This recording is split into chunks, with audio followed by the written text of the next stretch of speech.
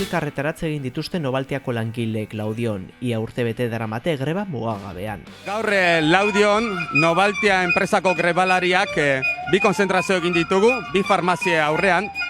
Esan behar da, Novaltia produktu farmazeutikoak banatzen dituen kooperatiba bat dela, eta kooperatiba horren jabeak Bizkaia, Araba eta Gipuzkoako farmazietako jabeak dira.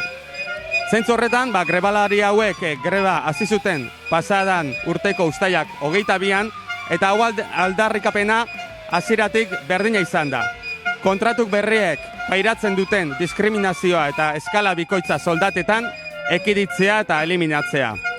Greba hasi zuten pasadan urtean, eta Novaltiako zuzendaritzak negoziatu ez du nahi izan inoiz, azkeneko bilera pasadan urteko azaroan izan zen, eta negoziatu ordez egin duena izan da greba bortxatu.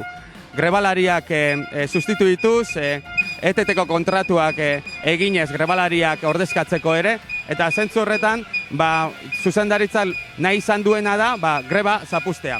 Hala ere, ia urtebete egin dugu greban, eta orain grebalariak indartsu itzuli dira, COVID egoera larrienean lanera joan beharra izan dira, farmazietako produktuak berriro banatzera, baina orain berriro ere greban dauden, eta inoiz baino indartsuago. Zentzu horretan, gaur etorri gara Laudioko bi farmaziak salatzera eta interpelatzera egoera honi aurre egiteko, eta honen ondoren beste ekintza batzuk egingo ditugu, Bizkaia mailako beste farmazi batzutan, baita ere Zaragozako zentrura ere jungo gara, eta gogor ekingo diogu berriro ere greban.